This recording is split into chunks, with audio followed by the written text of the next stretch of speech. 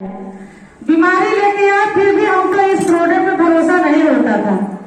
हमारे सर यानी हिंद बहादुर सर जी के लिए जोरदार ताली आपको बजा दीजिए।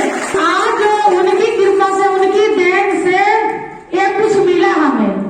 जैसे कि आप समझिए एक पत्थर होता है ना, उसको लोग कचर के आते हैं, लात मारते हैं, यानी कि कुछ उसकी कीमत नहीं होती है।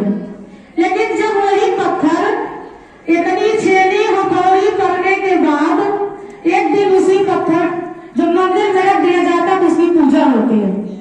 हमारे सर गुरु जी हिंद बहादुर की देन है कि हम जैसे पत्थर, हम जैसे गवार को आज उन्होंने कितनी मेहनत करके हमको इस स्टेज पे लाया। उनकी बातों को, उनके लिए हम बार बार धन्यवाद देती हूँ कि जिसको।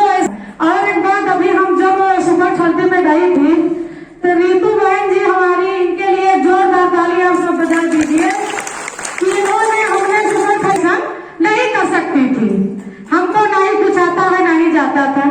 और आप समझिए एक बात तुमको बताना तो नहीं था लेकिन हम बता रहे हैं, हमारे पति जी ने 2 शादी की है, एक मैं हूँ, एक और है।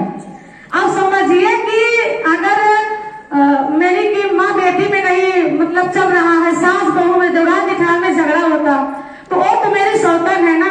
आप समझिए कि हम दोनों पैसे रख लिए घर में और पैसे भेजने सफल रहे। आप समझिए कि मतलब प्रॉब्लम ये थी कि उनको बच्चा नहीं हो रहा था और बच्चे के लिए हमको ले आए।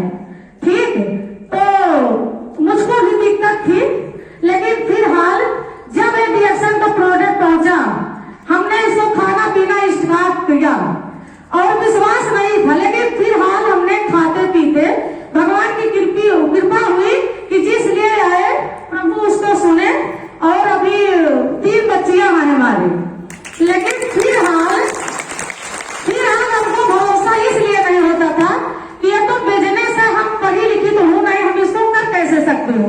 प्रोडक्ट तो बहुत अच्छा काम नहीं कर, खाली बच्चों की देख रेख करती थी और